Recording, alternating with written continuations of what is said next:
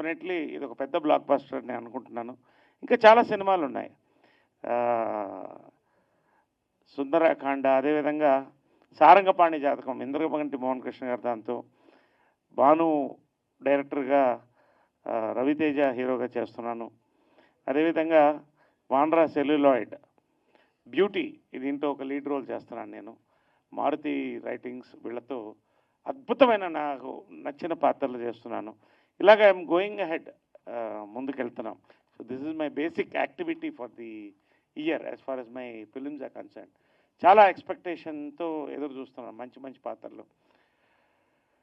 మెయిన్గా నేను ఈ సంవత్సరం, ప్రతి సంవత్సరం చెప్తాను, నేను 2 విషయాలు చెప్తాను. మరొక్కసారి నేను ఇవాళ ఇక్కడ బాగున్నానంటే సీనియర్ డైరెక్టర్స్తో పాటు నాకు పెద్దపీట వేసినటువంటి young directors of Telugu industry. ఇవాళ it is a young Telugu industry because maximum నేను చేస్తున్న 9 సినిమాల్లో 7 సినిమాలు యంగ్ డైరెక్టర్స్, న్యూ డైరెక్టర్స్. కొత్త రక్తం ప్రవహిస్తూనే ఉంది సినిమా ఇండస్ట్రీలో. That is the success of Telugu cinema as Indian cinema అనుకుంటున్నాను. So I thank all my young directors apart from my senior directors.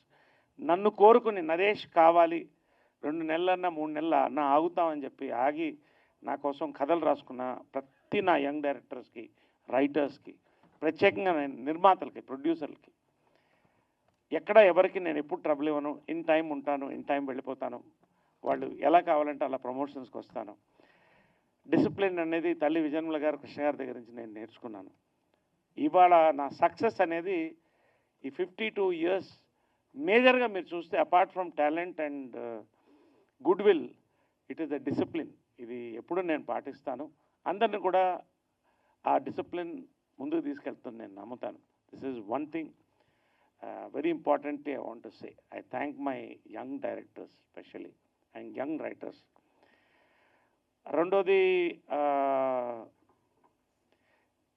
So this year is a very busy year for me as an actor.